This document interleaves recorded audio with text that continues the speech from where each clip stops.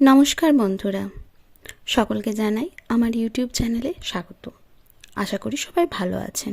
আজ বানাবো কর্নফ্লেক্স দিয়ে ক্রাঞ্চি চিকেন পকোড়া। চলুন দেখা যাক। নিয়েছিলাম 250 গ্রাম চিকেন, কর্নফ্লাওয়ার, একটি ডিম, রসুনের পেস্ট, পেঁয়াজের পেস্ট, লবণ, লাল লঙ্কা গুঁড়ো, কাশ্মীরি লঙ্কা গুঁড়ো, কর্নফ্লেক্স এবং সরষের তেল।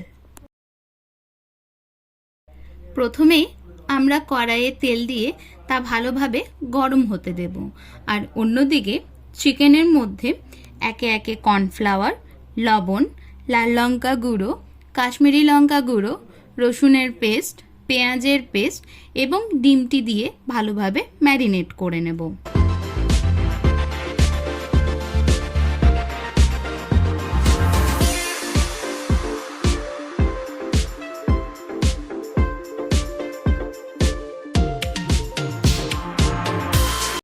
ম্যারিনেট করে কিছুক্ষণ রাখতে পারলে খুব ভালো হয়, কিন্তু আমার কাছে সময় ছিল না, তাই আমি রাখতে পারিনি ম্যারিনেট করে।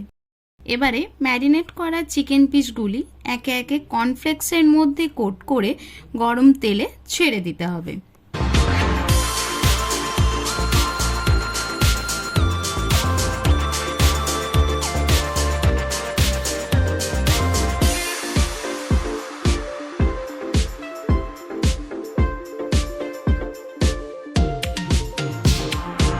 দুই সাইড ভালোভাবে ভেজে একটি পাত্রে টিস্যু দিয়ে চিকেন পকোড়াগুলি তুলে নিতে হবে।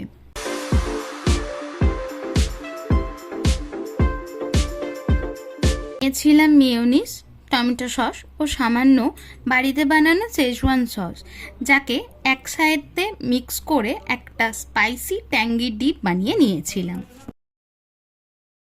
একবার এভাবে বানিয়ে সার্ভ করলে chicken pakora with homemade spicy tangy deep বারবার বানাতে ইচ্ছা হবে। তো দেরি কেন, একবার বানিয়েই দেখুন।